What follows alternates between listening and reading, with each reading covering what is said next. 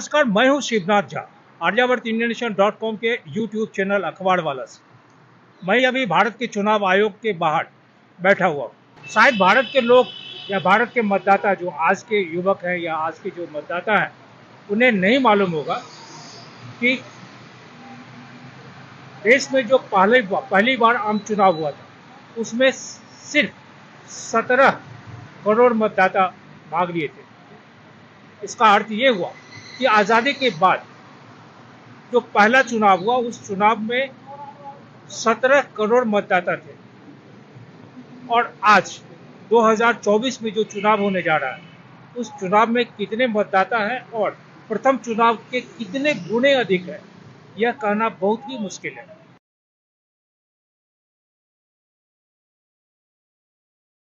वैसे प्रथम चुनाव से लेके आने वाले चुनाव में, जो 2024 में चुनाव होने जा रहा है, उस चुनाव में व्यवस्था की ओर से, सरकार की ओर से, शासन की ओर से इस बात का दावा अवश्य किया था कि हमारे यहाँ शिक्षा का बहुत ज़्यादा विस्तार और प्रचार प्रसार हुआ, बहुत अधिक लोग शिक्षित हुए।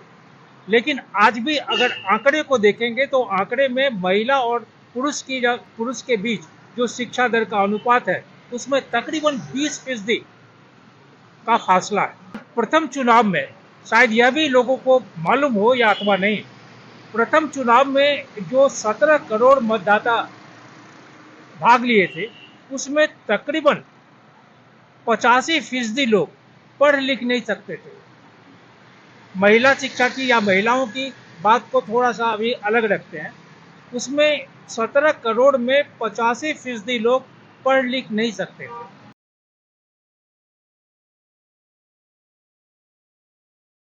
वैसे हिंदुस्तान में आंकड़ा इकट्ठा करने वाले जो संस्थाएं हैं, बहुत सारी संस्थाएं, ये आंकड़ा इकट्ठा करके सरकार को उपलब्ध कराती है और फिर सरकार उस आंकड़े का खेल खेलती है।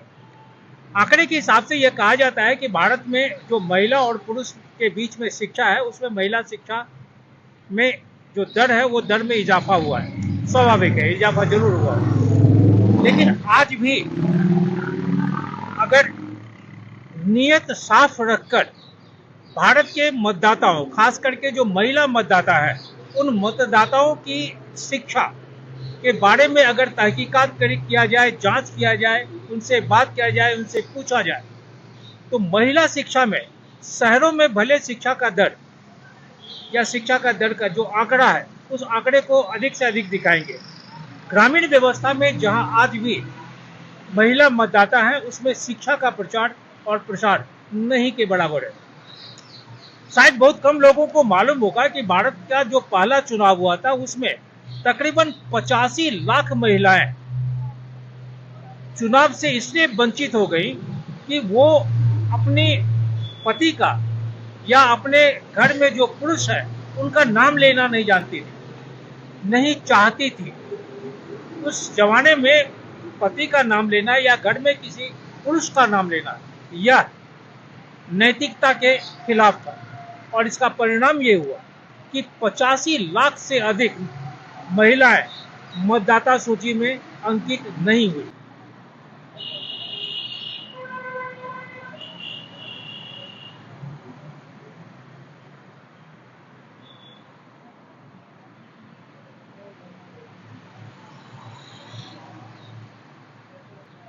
महान इतिहासकार रामचंद्र गुहा ने अपनी एक किताब इंडिया आफ्टर गांधी में लिखा है कि पूरे भारत में कुल 2,24,000 मतदान केंद्र बने थे। यह प्रथम चुनाव की बात है। उन्होंने कहा कि इस चुनाव के दौरान में तकरीबन 20 लाख मतपेटियां बनी थी और उस मतपेटियों को बनाने में तकरीबन 82,000 इस्पात का इस्तेमाल, 82,000 टन इस्पात का इस्तेमाल किया गया था। इसमें करीब 16,500 लोगों को मतदान सूची बनाने में 6 महीने का कॉन्ट्रैक्ट या अनुबंध दिया गया था।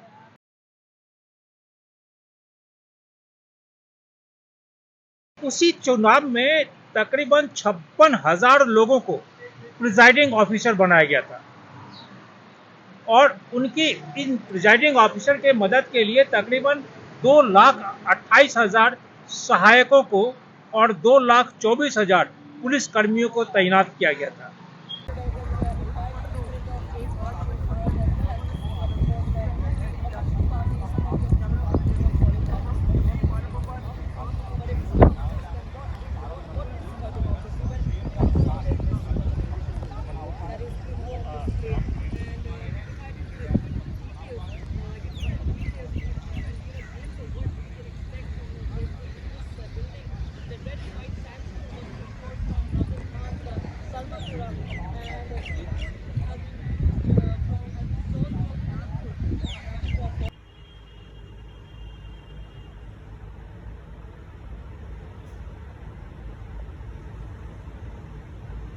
स्वतंत्र भारत में सबसे पहले प्रधानमंत्री बने जवाहरलाल नेहरू 15 अगस्त 1947 से लेकर 27 मई 1964 तक 16 साल 286 दिन।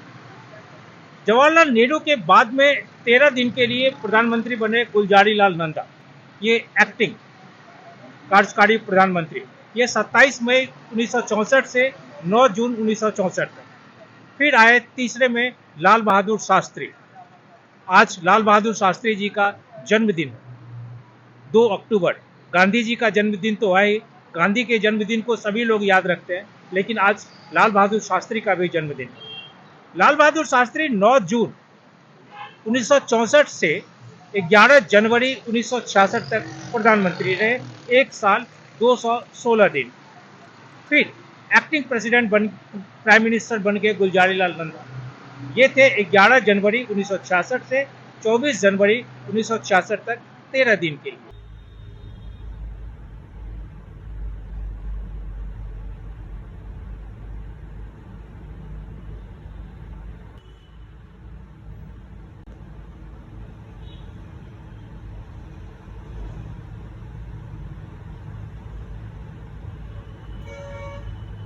गुलजारी लाल नंदा के बाद इंदिरा गांधी, ये 24 जनवरी 1966 से 24 मार्च 1977 तक पहली बार प्रधानमंत्री बनी और स्वतंत्र भारत में इंदिरा गांधी पहली महिला प्रधानमंत्री भी बनी।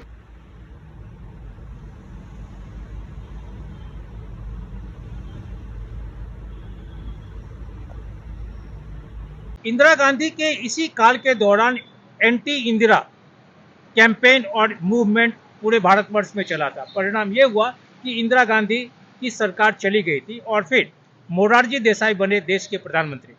24 मार्च 1977 से 28 जुलाई 1979 तक 2 साल 126 दिन। मोरारजी देसाई के बाद आए चरण सिंह, 28 जुलाई 1979 से 14 जनवरी 1980 तक 170 दिन के। फिर आ गई इंदिरा गांधी, 14 जनवरी 1980 से 31 अक्टूबर 1984, यानी अपनी अंतिम सांस तक प्रधानमंत्री बनी रही। इंदिरा गांधी के बाद आए राजीव गांधी, 31 अक्टूबर 1984 से 2 दिसंबर 1989 तक 5 साल 32 दिन।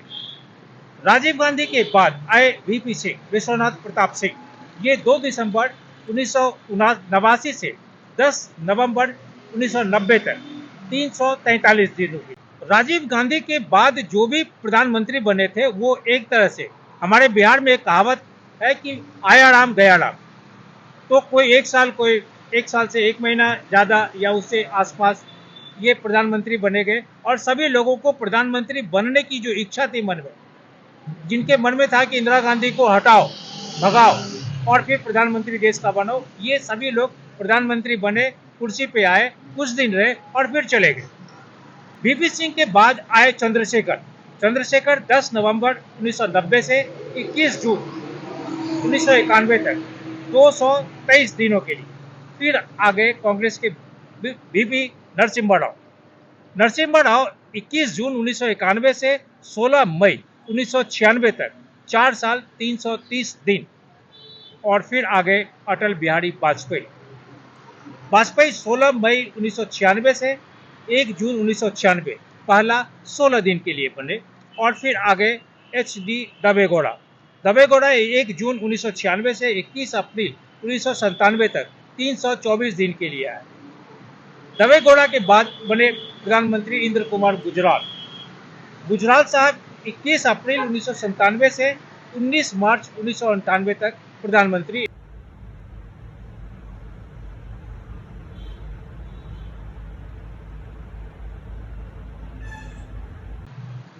आज जिस तरह से भारतीय जनता पार्टी में एक तरह से कहा जाता है कि घर वापसी की चर्चा, घर वापसी की बात या घर वापसी का जो नारा है वो दिया जाता है, ये घर वापसी तो 1998 में हो गया था, अटल बिहारी वाजपेयी का पुनः प्रधानमंत्री बनने के बाद। अटल बिहारी वाजपेयी बने 19 मार्च 1998 से 22 मई 2004 तक, और फिर अटल बिहारी वाजपेयी के हाथ से सत्ता निकलकर मनमोहन सिंह के हाथ में चली गई। मनमोहन सिंह 22 मई 2004 से 26 मई 2014 तक 10 साल 4 दिन के लिए देश का बागडोर संभाले प्रधानमंत्री रहे।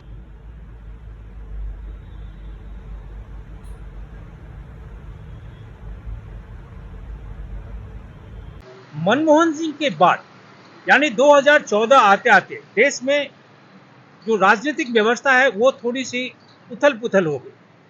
वाजपेयी जी किनारे हो गए। वाजपेयी जी के किनारे होने के साथ ही लाल कृष्ण आडवाणी का जो एक्टिव पॉलिटिक्स में योगदान था या उनका जो दबदबा था वो दबदबा थोड़ा सा किनारे हो गया।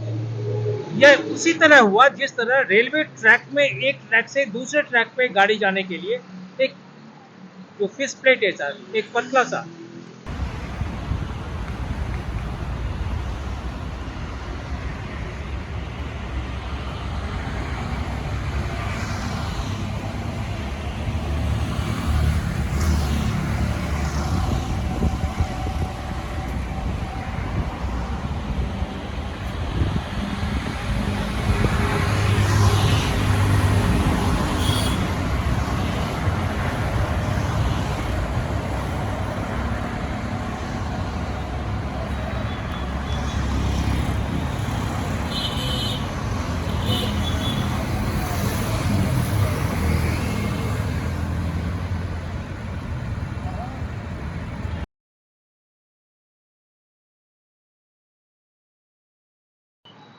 अटल बिहारी वाजपेयी का राजनीतिक जीवन से थोड़ा सा किनारे होने के बाद या यूं कहे कि विश्राम लेने के बाद सबसे अकेला अगर कोई हुआ तो वो हो गए लाल कृष्ण आडवाणी।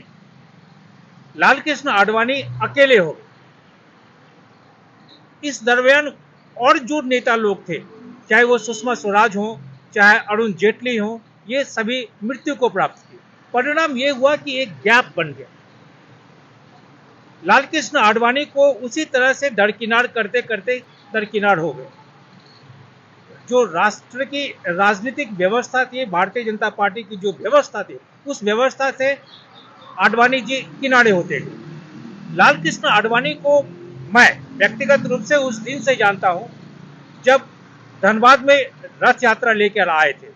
मैं धनबाद में टेलीग्राफ का कॉरेस्पोंडेंट था और धनबाद से निकलने के बाद लाल कृष्ण आडवाणी की गिरफ्तारी हुई। पूरे देश में जो एक माहौल बना प्रो बीजेपी, वो अगर किसी भी व्यक्ति का देन था, भारतीय जनता पार्टी को उस ऊंचाई तक ले जाने में किसी भी नेता का योगदान था, तो उसमें दो नेता को कभी भी भूला नहीं जा सकता, अटल बिहारी वाजपेयी और लाल कृष्ण आडवाणी। अटल बिहारी वाजपेयी मृत्यु को प्राप्त किए, लेकिन लाल कृष्ण आडवाणी जीते जी उनकी जो राजनीति जो एक मेन स्ट्रिंग था, उस मेन स्ट्रिंग से किनारे हो।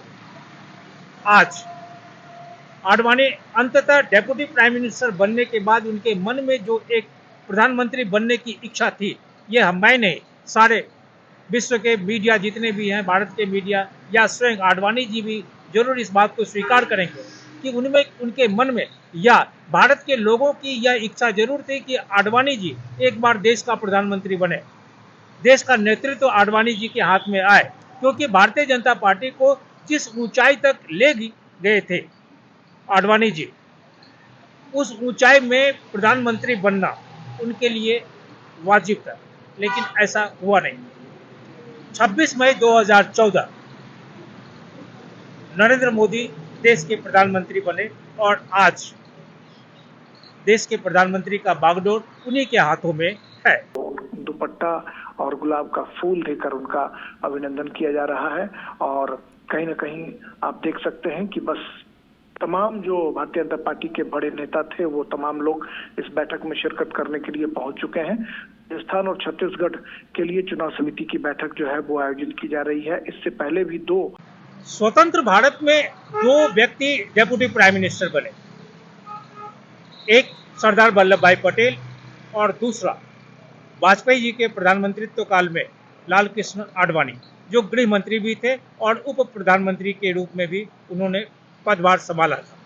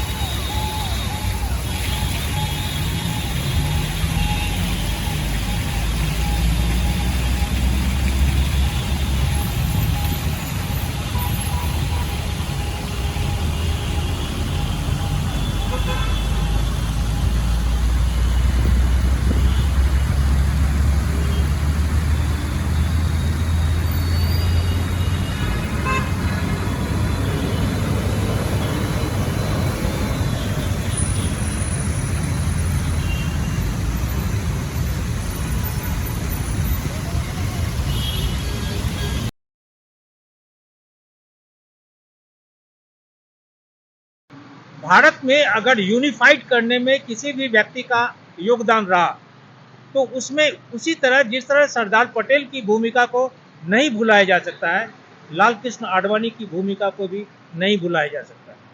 यह तय है। इसमें कोई राजनीतिक दाव पेंच भले लोग कर दें, राजनीति इन शब्दों का राजनीतिकरण कर दें, लेकिन हकीकत यह है कि मंदिर वहीं बनाएंगे शब्द के साथ, इस स्लोगन के साथ अगर लाल कृष्ण आडवाणी ने पूरे राष्ट्र को एकबद्ध किया, यूनिफाइड किया, उसी तरह जिस तरह आज़ादी मिलने के बाद सरदार पटेल यहाँ भारतवर्ष में जितने भी राजवाड़े थे उन राजवाड़ों को भारत में मिलाया था। ये सभी लोग जानते हैं कि जब आज़ादी के बाद वो पहली बार गृह मंत्री बने, गृह मंत्री के साथ उप प्रधानमंत्री भी बने, तो सरदार पटेल की एक जो महत्वपूर्ण भूमिका थी कि गृह मंत्री के रूप में उन्होंने पहली प्राथमिकता देशी रियासतों जो राज्य थे उन राज्यों को भारत में मिलाना था। उसको उन्होंने बिना कोई खून बहाए संपादित कर दिखाया। केवल हैदराबाद स्टेट के ऑपरेशन पोलो के लिए उनको सेना भेजना पड़ा था। भारत के एकीकरण में उनके योगदान के लिए उन्हें भारत का लौह पुरुष भी कहा जाता है। आज़ादी के समय में भारत में तकरीबन 562 देशी रियासतें थी। इसका क्षेत्रफल भारत का करीब 40% था। सरदार पटेल ने आज़ादी के ठीक पूर्व संक्रमण का जो काल था उसमें बीपी मेनन के साथ मिलकर कई देशी राज्यों को भारत में मिलाने के लिए कार्य प्रारंभ किया। पटेल और मेनन ने देशी राजाओं को बहुत समझाया, उन्हें स्वायत्तता देना संभव नहीं होगा। इसका परिणाम स्वरूप 3 को छोड़कर सभी राजवाड़ों ने स्वेच्छा से भारत में अपने आप को मिलाने का जो उनका प्रस्ताव था उस प्रस्ताव को स्वीकार किया।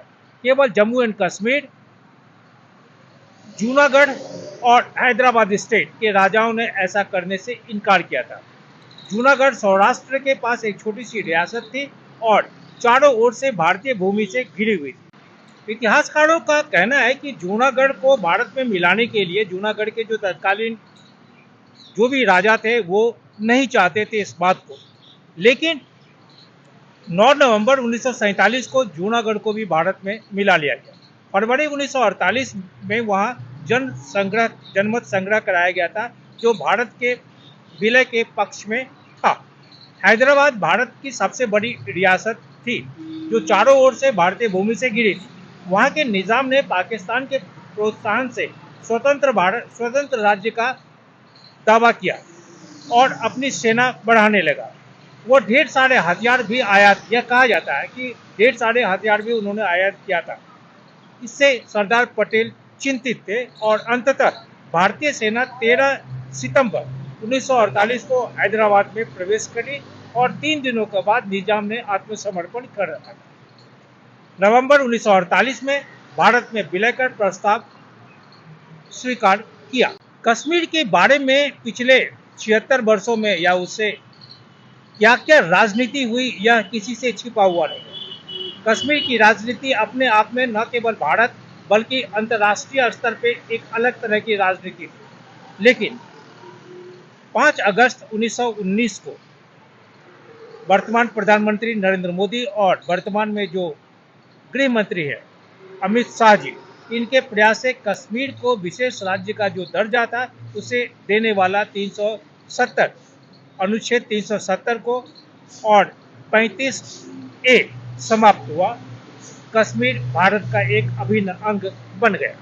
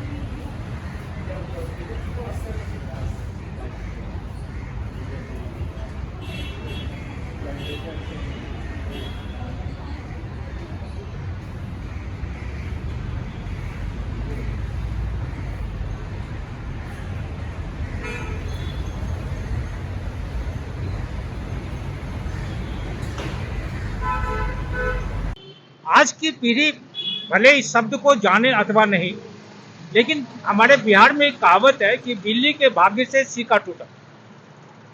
जो बड़े बुजुर्ग या महिलाएं हैं वो किसी वस्तु को ऊंचे स्थान पर लटका कर रखती हैं, खास करके दही, दूध या अन्य पदार्थ जो भोज्य पदार्थ है, ताकि उससे कोई खाए नहीं। जब वो किसी कारणवश टूट जाता है तो लोग कहते हैं कि बिल्ली के भाग्य से सिक्का टूटा। भारतीय राजनीतिक व्यवस्था में कुछ ऐसी ही बात है। भारतीय राजनीतिक व्यवस्था में जब भी किसी व्यक्ति का जिनका कद बहुत ऊंचा रहा, अगर उनका देहांत हो गया तो किसी न किसी को लाभ हुआ। आजादी के बाद पंडित नेहरू देश के प्रधानमंत्री बने, गृह मंत्री बने सरदार पटेल। सरदार पटेल को उप प्रधानमंत्री का भी दर्जा था, उप प्रधानमंत्री भी थे। लेकिन आजादी के कुछ ही दिन बाद, यानी महात्मा गांधी के 48 में हत्या के बाद 1950 में सरदार पटेल की मृत्यु हो गई।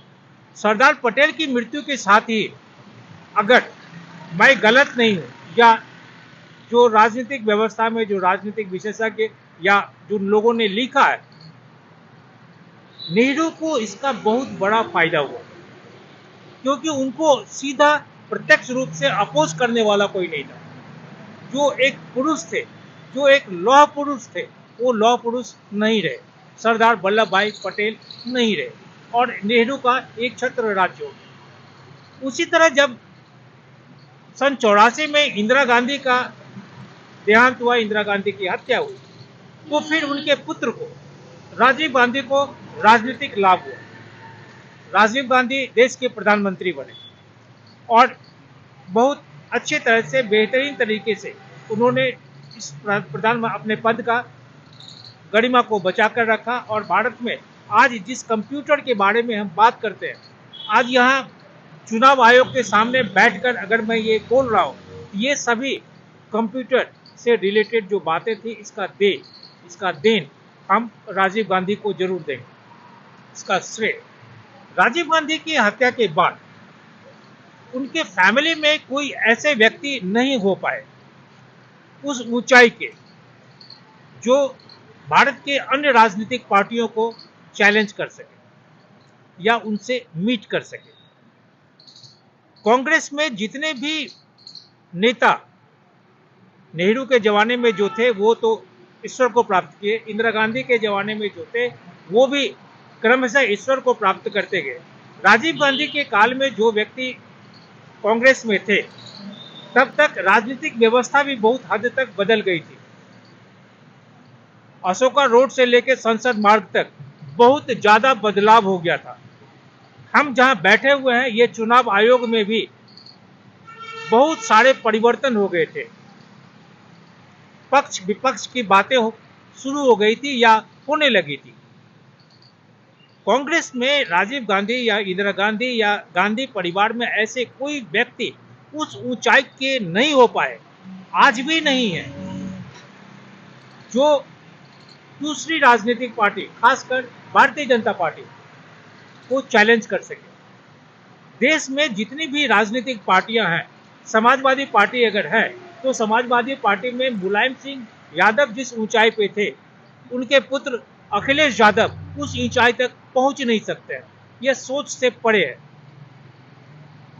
लालू यादव को लोग चाहे कितना भी आलोचना करें, लेकिन जिस ऊंचाई पे लालू यादव राजनीतिक ऊंचाई, उनका आपराधिक ऊंचाई की बात मैं नहीं कर रहा हूं, लेकिन लालू यादव जिस राजनीतिक ऊंचाई पे पहुंचे, पटना के विधानसभा से, बिहार के विधानसभा से लेके और भारत के संसद तक पहुंचे, उस ऊंचाई पे उनके पुत्रों को पहुंचना शायद बहुत मुश्किल है।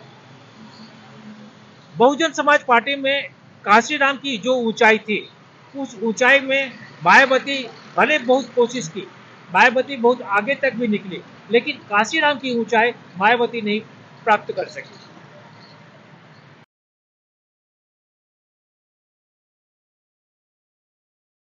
बंगाल में ज्योति बासु के बाद या जितने भी मुख्यमंत्री बने उसमें कोई भी व्यक्ति दिल्ली नहीं आना चाहता, या उस जमाने में हो सकता है कि राजनीतिक परिवेश भी नहीं रहा हो कि वो दिल्ली में आके प्रधानमंत्री बने। लेकिन आज भी अगर ममता बनर्जी यह सोचती हैं कि वो देश के प्रधानमंत्री बनेंगे तो शायद गलत सोचती है।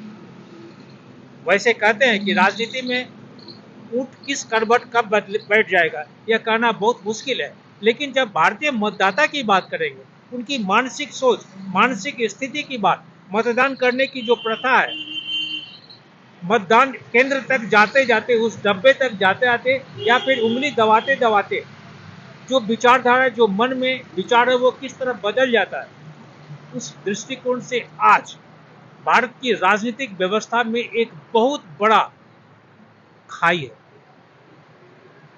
भारतीय जनता पार्टी में भी सिर्फ दो ही व्यक्ति आज सामने हैं, एक अमित शाह और एक नरेंद्र मोदी।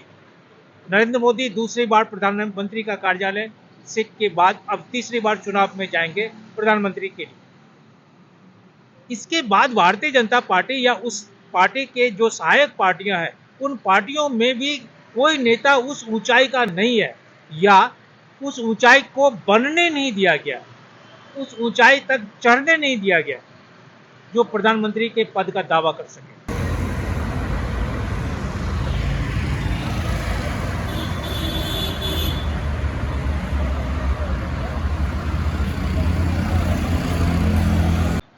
मैं एक अखबार विक्रेता हूं। सन 68 से सन 74 तक अखबार बेचा हूं। 74 के बाद या 75 से लगातार अखबार की दुनिया में हूं।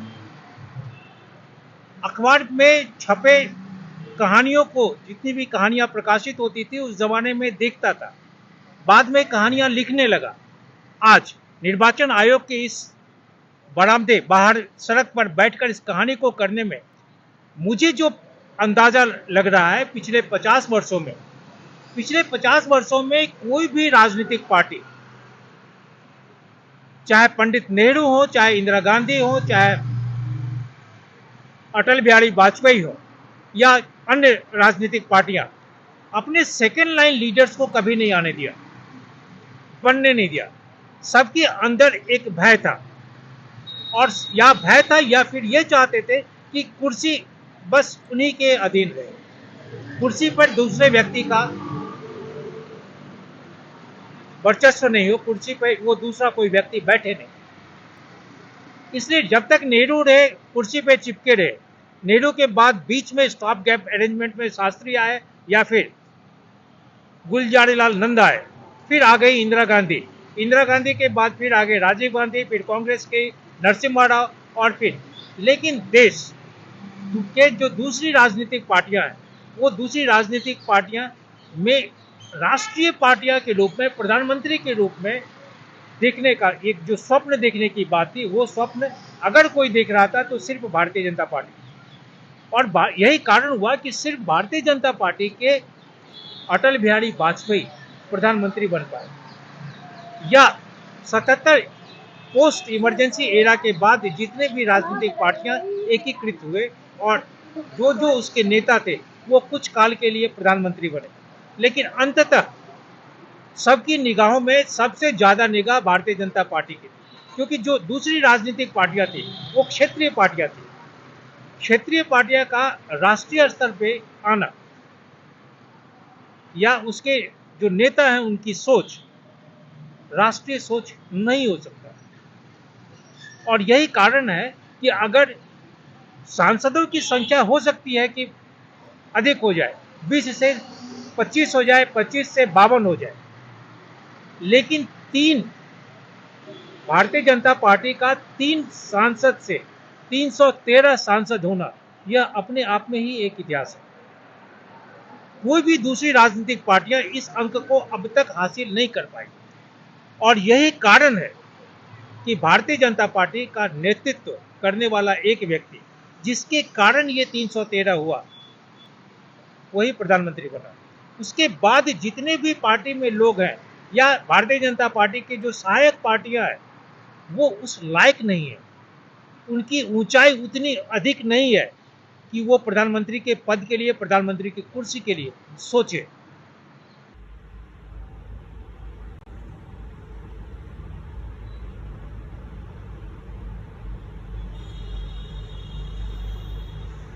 जो राजनीतिक विशेषज्ञ हैं उनका मानना है कि पंडित नेहरू का 2 व्यक्ति से बहुत ज्यादा मतभेद रहा, एक सरदार पटेल और दूसरा पुरुषोत्तम दास टंडन।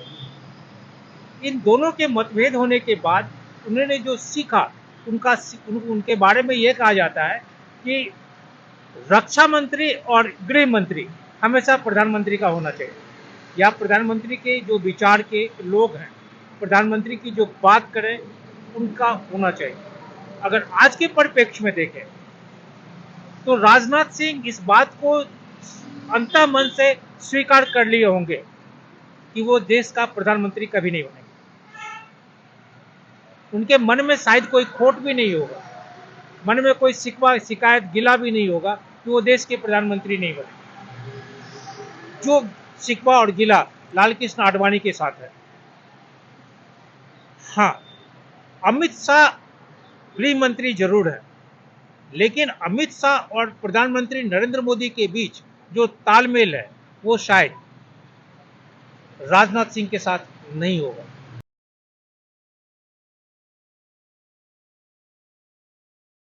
भारतीय चुनाव व्यवस्था के बारे में वैसे देश के बहुत बड़े बड़े आलोचक हैं, प्रशंसक हैं, विशेषज्ञ हैं, बहुत जानकार लोग हैं। मैं बहुत छोटा सा व्यक्ति हूँ। आज़ादी के तुरंत बाद 2 साल के अंदर इस चुनाव आयोग, भारतीय जो चुनाव आयोग है, ये चुनाव आयोग का स्थापना हो गया था। और चुनाव आयोग में जो चुनाव आयुक्त बने थे वो 1921 भारतीय सिविल सेवा परीक्षा के जो अधिकारी थे बंगाल के सुकुमार सेन, ये बन गए चुनाव आयुक्त। कहते हैं कि उस जो चुनाव हुआ था उस चुनाव में 4500 सीटों के लिए चुनाव हुआ था, जिसमें 499 सीट लोकसभा के लिए। यानी उस जमाने में विधानसभा और लोकसभा का चुनाव एक साथ होता था। जो आज या आगामी अगले चुनाव भले 24 में नहीं हो, लेकिन हो सकता है 29 में चुनाव में यह व्यवस्था हो जाएगी कि एक देश एक चुनाव, जिसकी प्रक्रिया शुरू भी हो।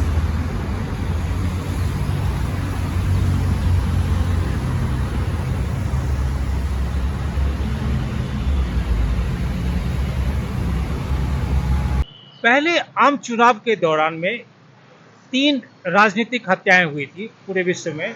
उसमें एक थे जॉर्डन के बादशाह, दूसरे थे ईरान के प्रधानमंत्री और तीसरे थे पाकिस्तान के प्रधानमंत्री लियाकत अली खान। उसी दौर में भारत में यह चुनाव हो रहा था। दुर्गादास ने अपनी किताब from Curzon to Nehru and after में लिखते हैं कि नेहरू को यह ठीक नहीं लगा कि वो उस जहाज में चुनाव प्रचार करें जिसे वो प्रधानमंत्री के रूप में इस्तेमाल करते हैं। दूसरी तरफ न तो उनके पास और न ही कांग्रेस पार्टी के पास इतने पैसे थे कि वो चुनाव प्रचार के लिए हवाई जहाज या चार्टर कर सके। उस समय के जो ऑडिटर जनरल ने नेहरू के मदद के लिए आगे आए और उन्होंने एक फार्मूला निकाला जिसमें कहा गया कि भारत के प्रधानमंत्री की सुरक्षा के साथ कोई समझौता नहीं किया जा सकता है, तभी वो हवाई जहाज की यात्रा करेंगे। हवाई यात्रा के करने के का फायदा यह होगा कि उनकी सुरक्षा के लिए रेल की तुलना में कम लोगों की जरूरत होगी। क्योंकि प्रधानमंत्री सुरक्षा की जिम्मेदारी सरकार की है, इसलिए सरकार को यह खर्च वहन करना होगा।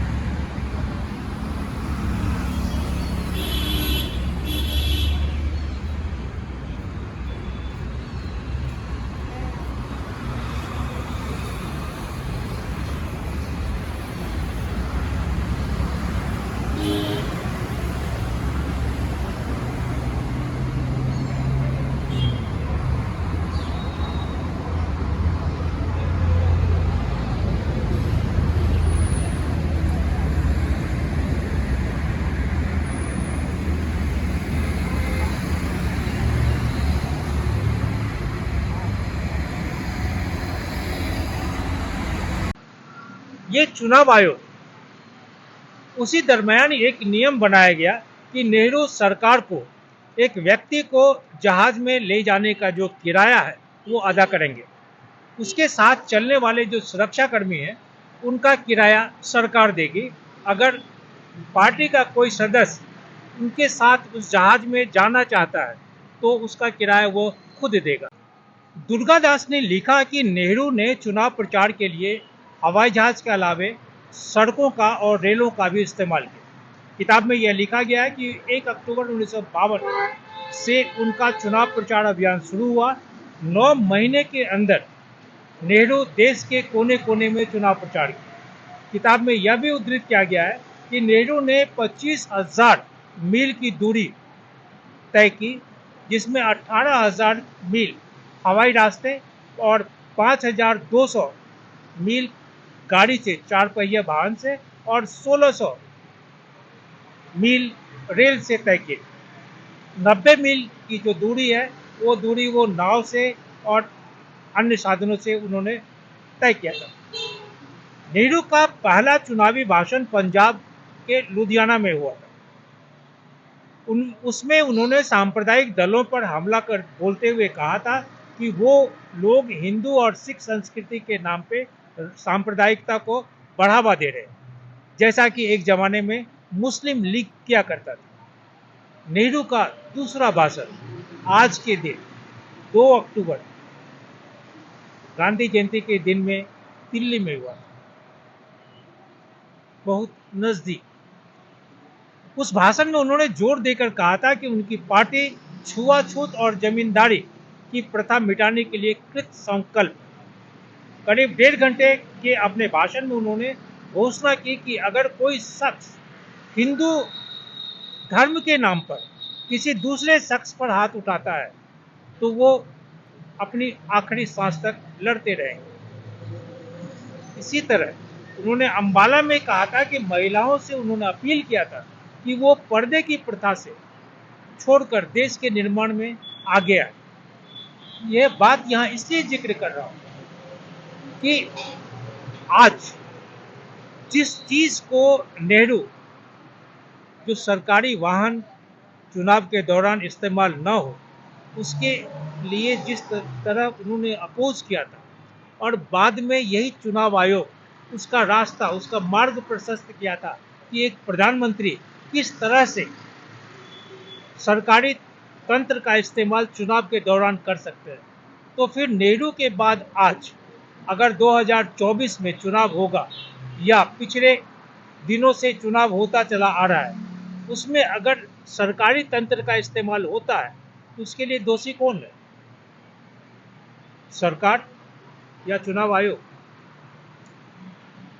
चुनाव आयोग भी कहने के लिए स्वतंत्र है, लेकिन यह पक्का है कि चुनाव आयोग किसी भी व्यवस्था के विरुद्ध नहीं जा सकता है, खासकर प्रधानमंत्री। और आज जब देश में नरेंद्र मोदी को छोड़कर किसी भी राजनीतिक पार्टी में कोई भी चेहरा ऐसा दिखता नहीं है जो प्रधानमंत्री के पद का या प्रधानमंत्री की कुर्सी के लिए दावा कर सके। वैसे तो बोलने, उछलने, कूदने में सभी लोग लगे हुए हैं, हर एक व्यक्ति चाहता है कि प्रधानमंत्री बन जाए, लेकिन जो एक्सेप्टेंस है पूरे राष्ट्र का, उस राष्ट्र के एक्सेप्टेंस में एक ही चेहरा अभी है और उम्मीद है कि यह चेहरा अगले 15 वर्षों तक रहेगा, क्योंकि दूसरा चेहरा है नहीं। क्योंकि कोई भी राजनीतिक पार्टियां सेकंड लाइन लीडर्स को आने नहीं दिया। एको हम द्वितीयो नास्ति, मैं हूं इसलिए राष्ट्र है। चाहे नेहरू हो, इंदिरा गांधी हो, राजीव गांधी हो, नरसिम्हा राव हो, वाजपेयी हो, चंद्रशेखर हो, दवेगौड़ा हो, बीपी सिंह हो, मनमोहन सिंह हो, सभी लोगों के मन में या आज नरेंद्र मोदी हो, सभी यही चाहते हैं, यही सोचते हैं कि बस मैं हूं इसलिए राष्ट्र है, मैं हूं दूसरा कोई है ही नहीं।